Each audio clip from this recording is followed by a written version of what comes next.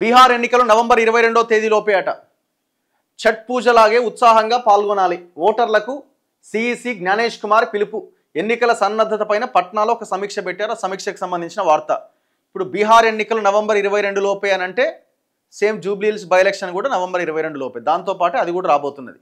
దేశంలో ఇంకొక 7 by elections రాబోతున్నాయి జూబ్లీ హిల్స్తో పాటుగా. ఇది బీహార్ ఎలక్షన్స్లో ఇప్పుడు అందరికీ ఈ ఎలక్షన్ చాలా ప్రతిష్టాత్మకం అయిపోయింది. ముఖ్యంగా ఎన్డీఏ కూటమికి, ఇండియా కూటమికి. ఈ ఓట్ల ప్రక్షాళన తర్వాత ఓట్లు తీసేశారు, అర్హులైన ఓటర్లను తీసేశారు. ఇది బీజేపీ కుట్ర, ఓట్ చోరీ అని రాహుల్ గాంధీ మొత్తం ఒక ఓట్ అధికార యాత్ర పేరుతో బీహార్ అంతా తిరిగిండు, పాదయాత్రను ఏదో చేసిండు. సో ఇప్పుడు బీజేపీ బీహార్లో గెలవడం కోసం కాన్సన్ట్రేట్ చేస్తున్నది. మొన్న జరిగిన పార్లమెంట్ ఎలక్షన్స్ తర్వాత ముఖ్యంగా మోదీ సర్కార్, బీజేపీ ప్రభుత్వం, ఎన్డీఏ కూటమి మిగతా పక్షాల మీద ఆధారపడి ప్రభుత్వాన్ని ఏర్పాటు చేయాల్సిన పరిస్థితి వచ్చింది.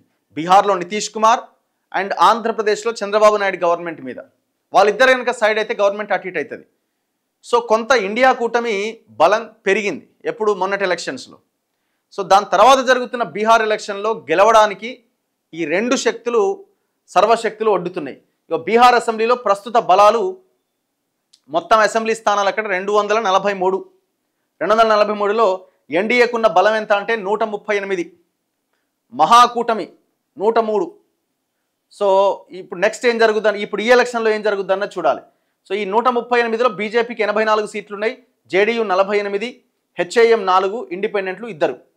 ఈ మహాకూటమిలో ఆర్జేడీ 71, కాంగ్రెస్ 17, సిపిఐఎంఎల్ లిబరేషన్ 11, సిపిఎం 2, సిపిఐ 2. ఇక ఎంఐఎంకి 1 ఉంది, ఇండిపెండెంట్ 1 ఉన్నారు ఇతరులు. సో ఇట్లా ఈ 243 నియోజకవర్గాల్లో ఇప్పుడున్న బలాబలాలు ఇవి. నవంబర్ 22 లోపు అక్కడ ఎలక్షన్స్ జరగబోతున్నాయి.